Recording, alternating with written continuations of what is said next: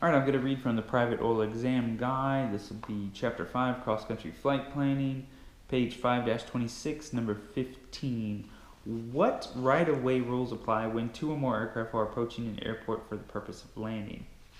Aircraft on final approach to land or while landing have the right-of-way over aircraft in flight or operating on the surface, except that they shall not take advantage of this rule to force an aircraft off the runway surface which has already landed and is attempted to make way for an aircraft on final approach. When two or more aircraft are approaching an airport for the purpose of landing, the aircraft at the lower altitude has the right of way, but it shall not take advantage of this rule to cut in front of another which is on final approach to land or to overtake that aircraft. Number 16. Unless otherwise authorized or required by ATC, what is the maximum indicated airspeed at which a person may operate an aircraft below 10,000 feet MSL? This is 14 CFR 91.117. No person may operate an aircraft below 10,000 feet MSL at an indicated airspeed of more than 250 knots, 288 miles per hour. Number 17, what is the minimum safe altitude that an aircraft may be operated over a congested area of a city? Except when necessary for takeoff or landing, no person may operate an aircraft over a congested area of a city, town, or settlement, or over an open-air assembly of persons below an altitude of 1,000 feet above the highest obstacle within a horizontal radius of 2,000 feet of the aircraft. In areas other than congested areas, what minimum safe altitude shall be used?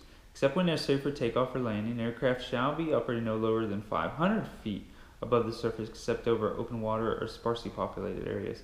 In those areas, the aircraft may not be operated closer than 500 feet to any person, vessel, vehicle, or structure. Define minimum safe altitude. Number 19.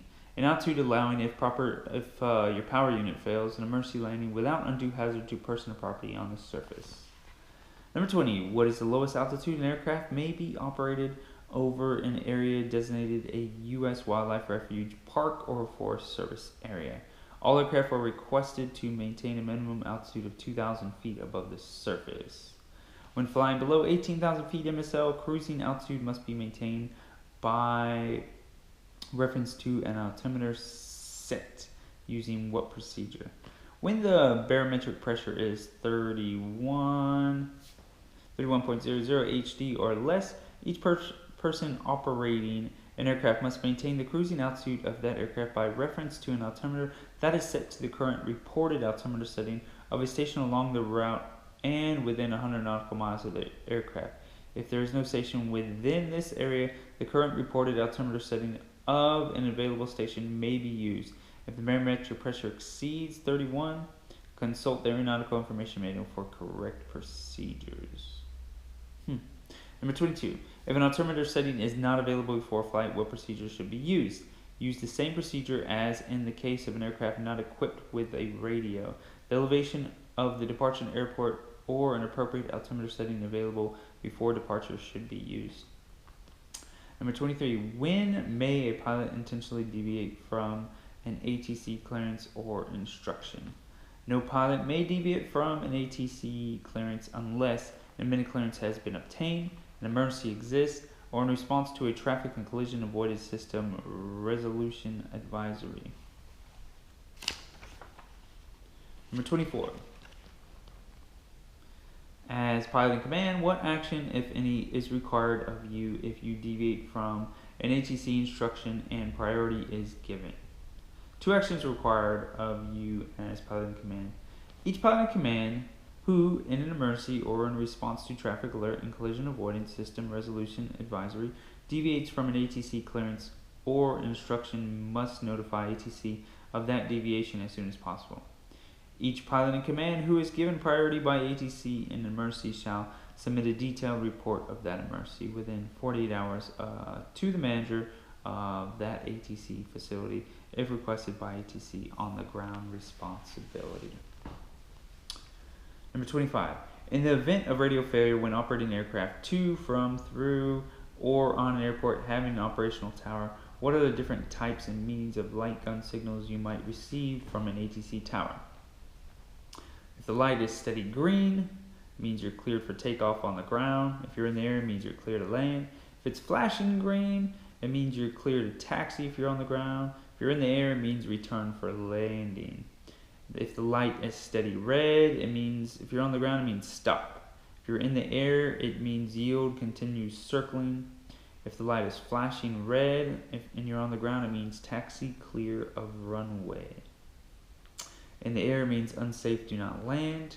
If the light is flashing white, it means if you're on the ground, return to start. And in the air, flashing white isn't used. If the light is alternate red and green and you're on the ground, it means exercise extreme caution. If you're in the air, it means exercise extreme caution. Note, most pilots find these hard to remember. Attach them to your kneeboard on your flight log form. Number 26. If the aircraft radio fails in flight under VFR while operating into a towered controlled airport, what conditions must be met before a landing may be made at that airport? Weather conditions must be at or above basic VFR weather minimums. Visual contact with the tower is maintained and a clearance to land is received. Number 27. What procedures should be used when attempting communications with a tower when the aircraft transmitter or receiver or both are inoperative? Arriving aircraft, receiver inoperative. Remain outside or above Class D surface area.